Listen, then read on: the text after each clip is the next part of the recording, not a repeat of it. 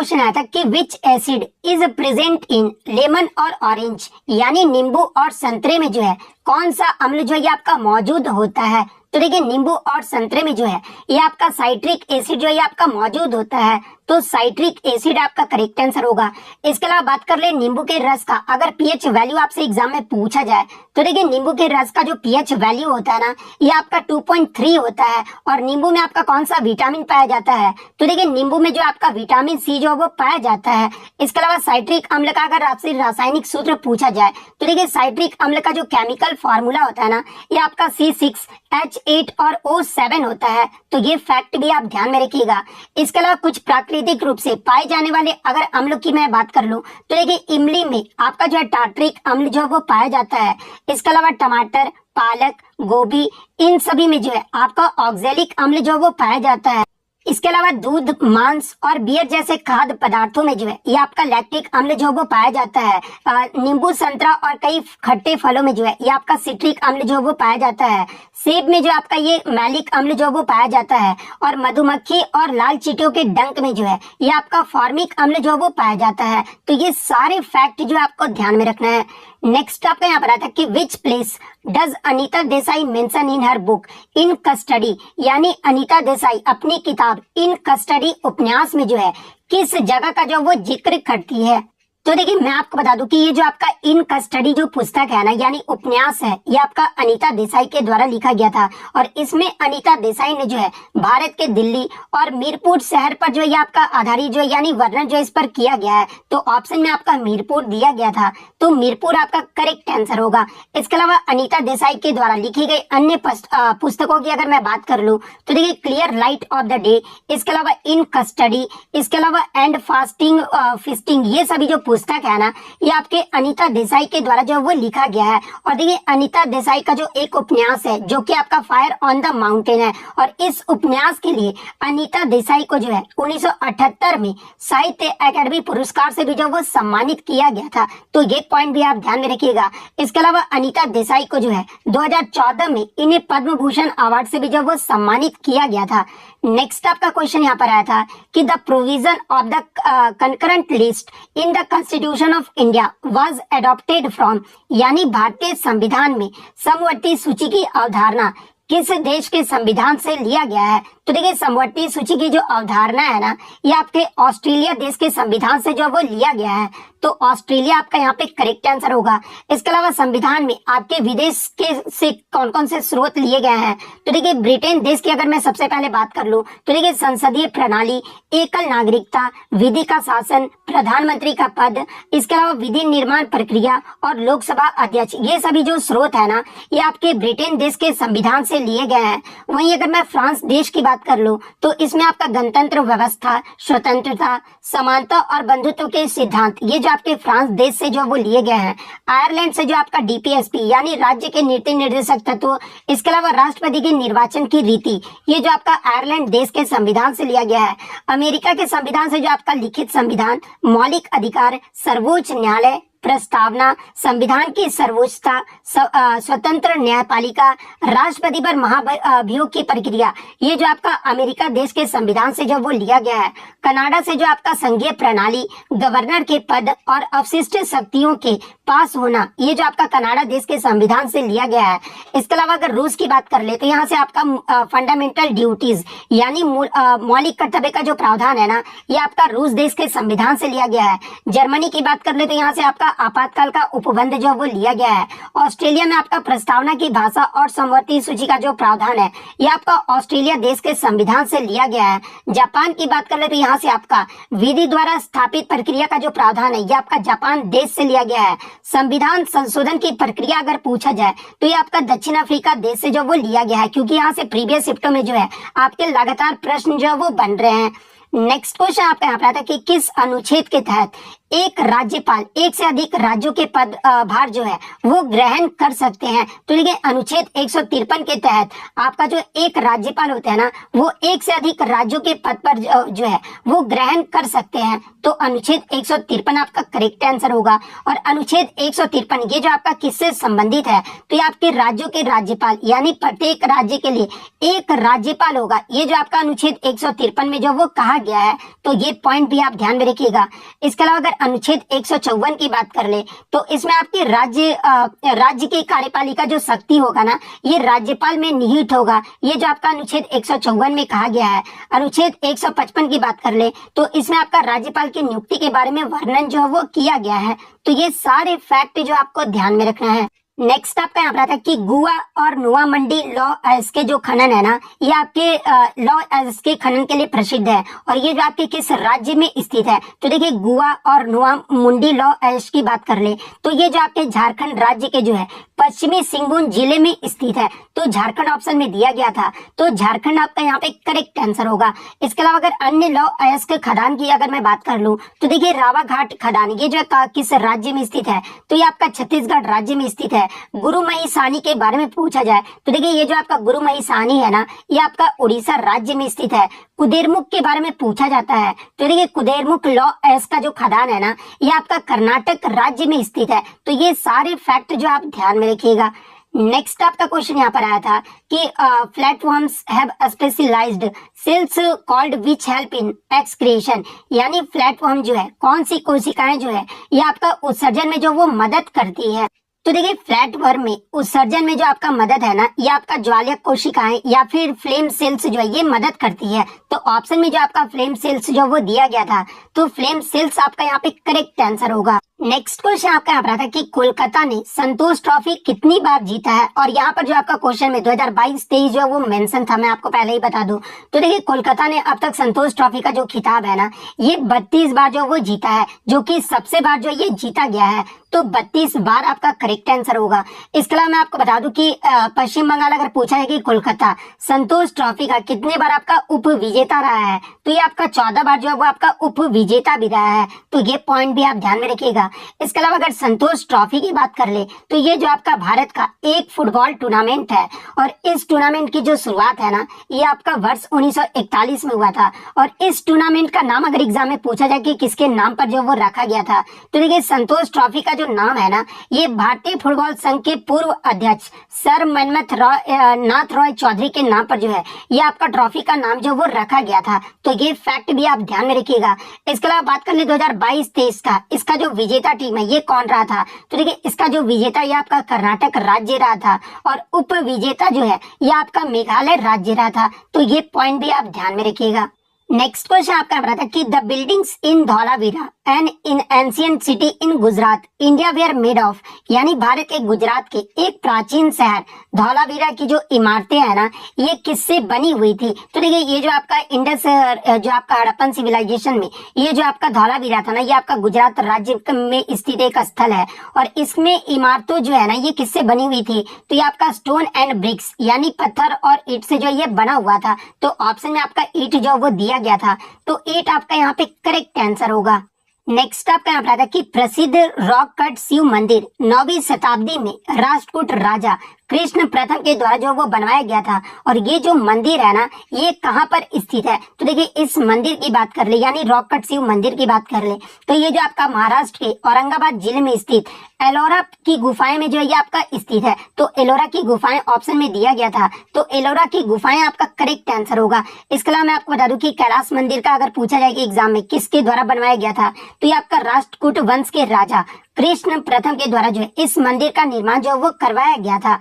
Next आपका यहाँ पर क्वेश्चन आया था कि भाद्रवी पूनम का जो मेला है ना ये किस राज्य में स्थित अंबाजी मंदिर में जो ये आपका लगता है। तो देखिए भाद्रवी पूनम का जो मेला है ना ये गुजरात के बनासकांठा जिले में जो है स्थित अंबाजी मंदिर में जो ये आपका लगता है। तो गुजरात आपका यहाँ पे करेक्ट आंसर होगा।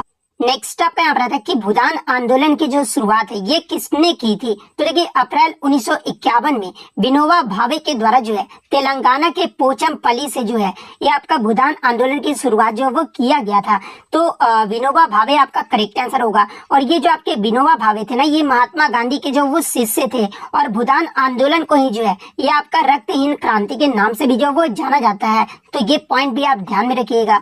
नेक्स्ट आपका यहाँ पर आता है कि भारत जो अपना पहला T20 विश्व कप है ना ये किस वर्ष में जीता था। तो देखिए भारत जो अपना पहला T20 विश्व कप है ये आपका 2007 में जो वो जीता था। और पहला ही जो आपका T20 विश्व कप का जो पहला संस्करण ही हुआ था ये आपका 2007 में हुआ था, जो कि आपका दक्षिण अफ्रीका में जो है इसका आयोजन जो वो किया गया था। और इसमें फाइनल मैच में भारत ने जो है ये पाकिस्तान को जब वो हरा दिया था। तो भारत आपका यहाँ पे वर्ष पूछा गया था तो 2007 आपका यहाँ पे करेक्ट आंसर होगा। इसका एग्जाम में अगर पूछा जाए कि 2007 का जो फाइनल मैच है ये किस स्टेडियम में खेला गया था तो ये आपके जोहान्सबर्ग के जो है वांडरर्स स्टेडियम में जो ये आपका मैच जो वो खेला गया था। तो ये फैक्ट भी आप ध्यान में रखिएगा।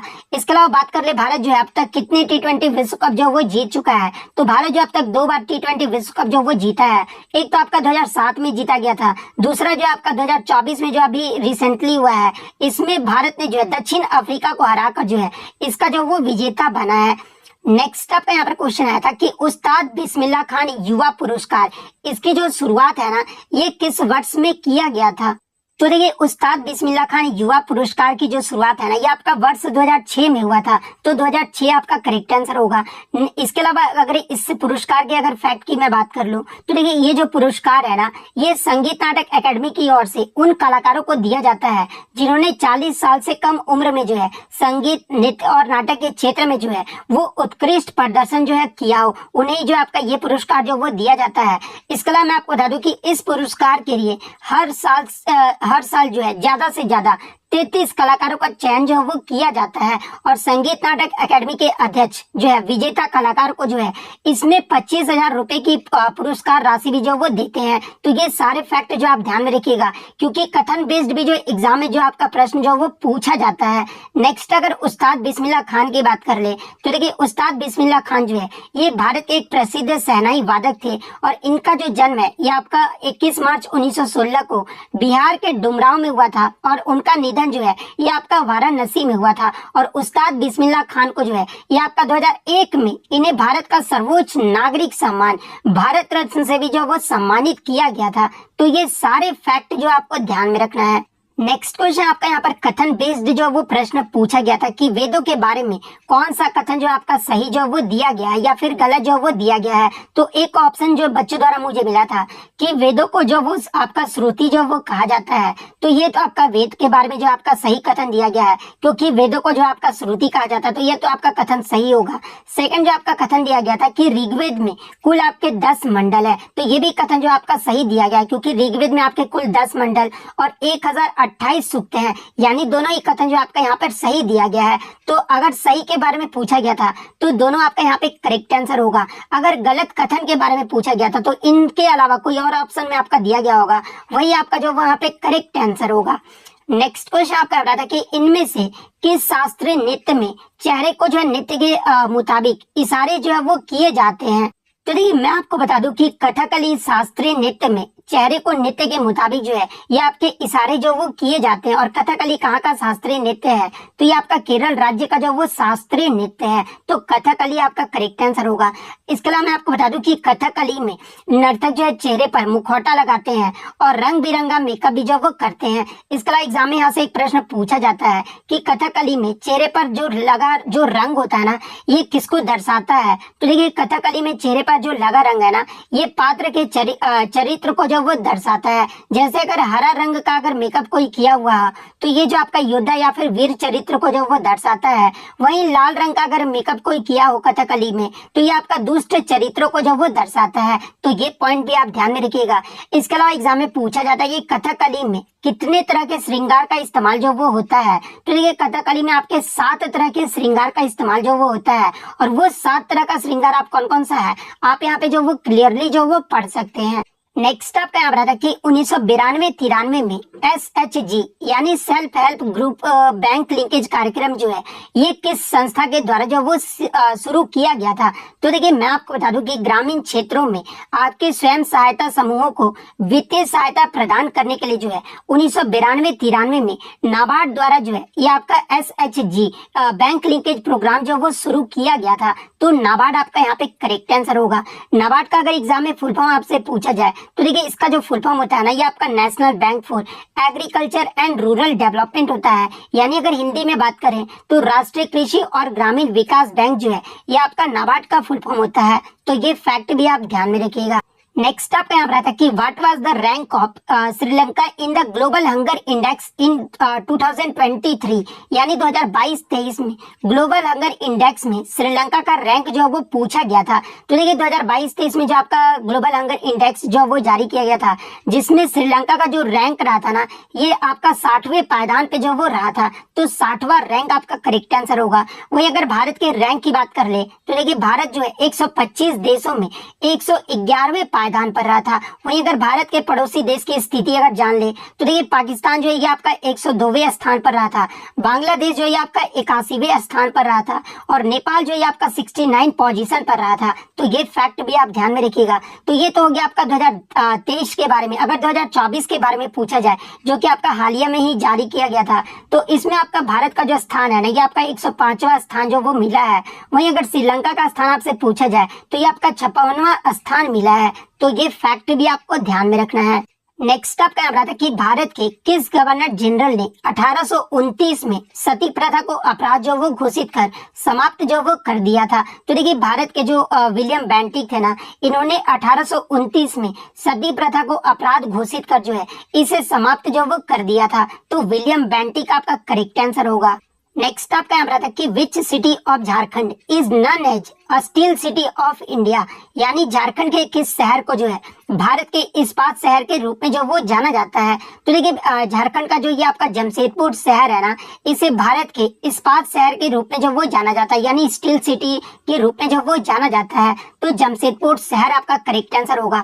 इसके अलावा मैं आपको बता दूं कि जमशेदपुर में ही जो है टाटा का पहला इस्पात संयंत्र भी जो वो आपका स्थापित किया गया था जिसका नाम आपका टिस्को है। और टिस्को का फुल फॉर्म अगर एग्जाम में पूछा जाए तो ये आपका Tata iron and steel company जो है इसका फुल फॉर्म होता है। और टिस्को की जो स्थापना है ना ये आपके जमशेदजी टाटा के द्वारा जो वो किया गया था और 26 अगस्त 1907 को जो है दोराबजी टाटा के द्वारा जो है इसे स्थापित किया गया था। तो ये फैक्ट भी आपको ध्यान में रखना है।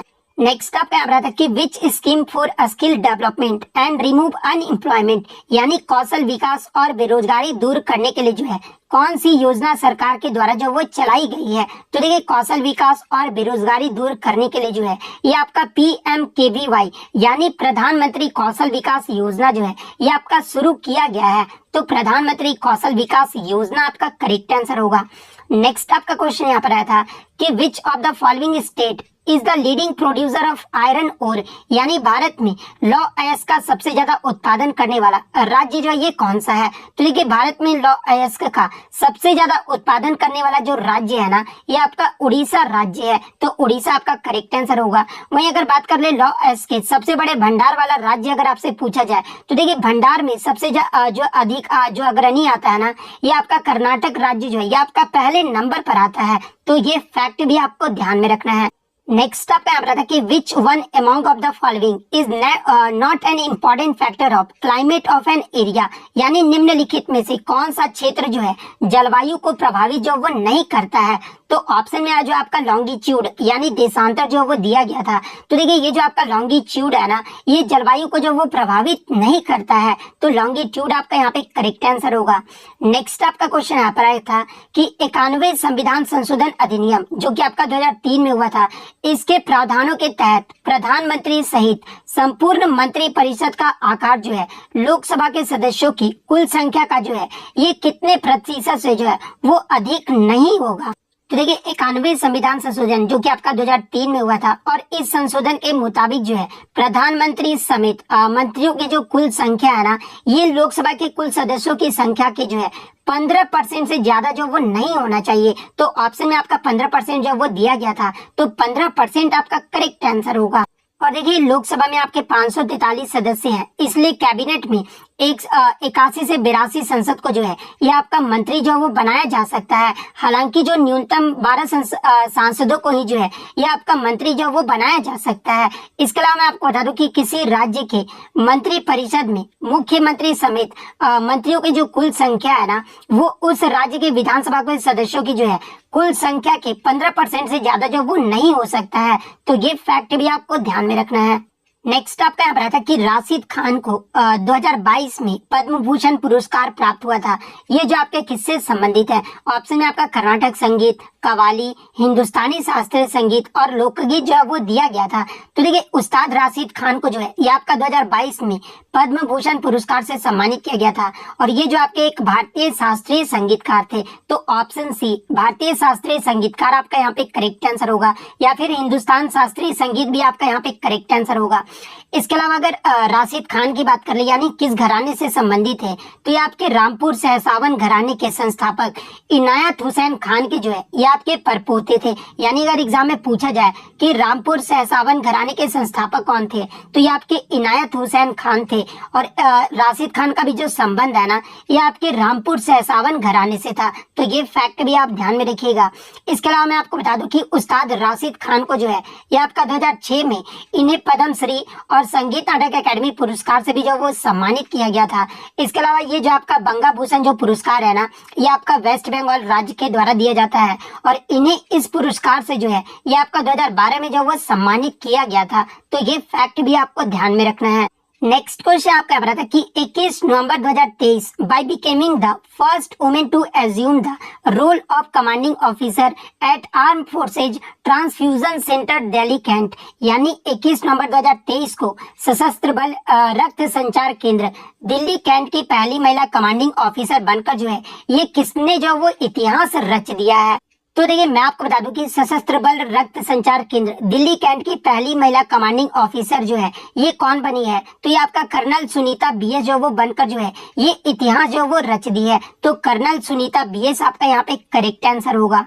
नेक्स्ट अगर हम लोग इंग्लिश की बात कर ले तो इंग्लिश में आपका जो है 3 इडियम्स आज पूछा गया था। एक तो आपका फिश आउट ऑफ वाटर का जो है आपका इडियम जो वो पूछा गया था। सेकंड आपका आउट ऑफ स्पिरिट का जो है आपका इडियम पूछा गया था। तो देखिए आउट ऑफ स्पिरिट का जो आपका इडियम होगा ये आपका ग्लूमी हो जाएगा। तो ग्लूमी आपका यहाँ पे करेक्ट आंसर होगा। इसके अलावा बुल इन चाइना शॉप का जो है आपका इडियम जो वो पूछा गया था। इसके अलावा अगर सिनोनिम की बात कर ले तो देखिए सिनोनिम में जो है आपका इल्यूमिनेट का जो आपका सिनोनिम जो वो पूछा गया था। बोम्बास्टिक का भी जो आपका सिनोनिम जो वो पूछा गया था। और ये वाला थोड़ा सा बच्चे जो ये कंफर्म नहीं थे, इसलिए मैं ये आपको नहीं बता रहा हूँ, चाहे ओटिक या फिर कुछ और भी आपका पूछा गया था। इसके अलावा अगर एंटोनिम की बात कर ले तो देखिए कैप्टिविटी का जो है एंटोनिम आपसे पूछा गया था। इसके अलावा अगर अन्य फिलर की बात कर ले तो इसमें जो आपका फिलर से by next Friday he will be, उसके बाद fill in the blanks this project. तो देखिए इसका जो आंसर होगा ना वो आपका कंप्लीटिंग होगा। तो कंप्लीटिंग आपका यहाँ पे करेक्ट आंसर होगा। इसके बाद C treats junior fill in the blanks contempt, तो यहाँ पर आपका विथ जो वो करेक्ट आंसर होगा। नेक्स्ट अगर हम लोग एक और बात कर ले तो देखिए मिस स्पेल्ड एरर की अगर मैं पहले बात कर लूँ तो इसमें आपका दे वाज, उसके बाद दूसरा में था student were asked to turn up their project by Friday. तो देखिए